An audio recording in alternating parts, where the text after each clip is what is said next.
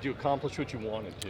Yeah, I think I kind of have in my mind I always want to be better, but I put out some pretty good numbers today, and I'm definitely proud of the work that I put in, proud of the work all of these guys put in. You know, we've been training for this for a couple months now, and so to see it kind of all come to fruition, and it happened really fast too. Like, I can't believe it's already over, but I'm definitely proud of the work that we put out there, that I put out there today.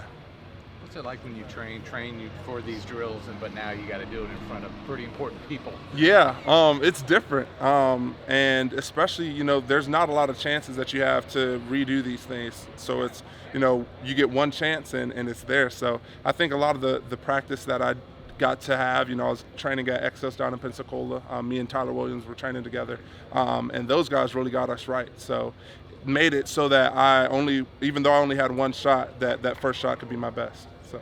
What are they looking at for a D lineman? What are they looking for?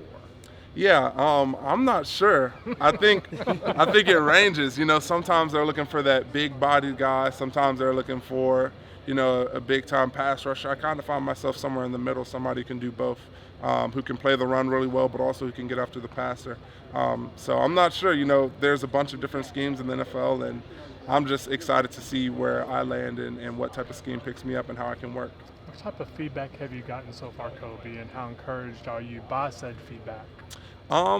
Yeah, it's been pretty good. You know, the scouts have been telling me that there's, you know, nobody can really say too much of a bad thing about me, which is good. That's what I, you know, aim for. You know, above all of the football and everything is how I treat people and how I kind of go about my process and all of that. So I think they've been really impressed by that, and we'll just see, you know, come draft day. You know, everybody has these mocks and what they think is going to happen, but we never know until that day. So, you know, come draft day, I'm excited to see hopefully where my name will be called, and just wherever I'll go, wherever I get that opportunity, I'm excited for it. The last couple of days been like being back here in Winston-Salem, being back at Wake Forest, being back around these guys and these coaches and this stuff. It's been different.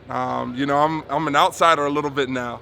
I think that's the case, but yeah, I mean, everybody's welcomed me back. But to be watching practice from the sidelines and all of that, like, it's different. You realize, you know, how blessed I was to be here at that time and for this past year, how awesome of an experience I had. And I'm just extremely grateful to this university, to Coach Clawson, to this program, because that really, you know, in large parts made me the man that I am today. So it's different to come back and kind of see, you know, these were my old stomping grounds, even if only for a year, and this is where I grew a lot. So.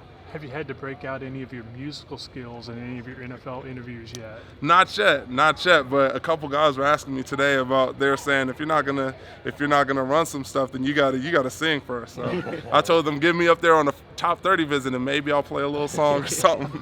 So what happens now? You wait for some invites to go work out for teams. You know, specific teams, you wait on that? Yeah, so I have a couple of local pro days, like one with Carolina, one with Baltimore, one with the Washington Commanders. Okay. And then from then it's just, you know, wait for that moment, wait for draft day. And if anybody calls me up for any visits or anything like that, I'm always ready for that too. So I'm excited. Another long period of just waiting. So you've been working out with Tyler. How good is it to kind of share this experience with the teammate and someone you trust like Tyler? It's been awesome. You know, like right away I had that comfortability because I had, you know, somebody that I'd already known there. And then on top of that, like, we were roommates, so we hung out a lot more, talked a lot more, and I got to know him even more. And to have a guy who knows how I play, knows how I approach things, and also knows, you know, how to push me and I know how to push him, it was just a great experience. So it was really awesome to be down there with Tyler, and to go through those couple months worth of training, and then to come up here and get to see all of that work, get us paid hopefully. So it was awesome. What have you told KP as you guys have kind of left the defensive tackle room a little bit empty? Mm-hmm. You all abandoned them. Yeah, I've been talking with KP and a lot of the other guys. They'll hit me up on some advice, but KP is doing a great job right now. He's really leading those guys. He's playing at a high level. I watched him yesterday. He made like a sack and then got a pressure on the next play, and I was like, yep. Like he has everything necessary, all of the ingredients to be a great player.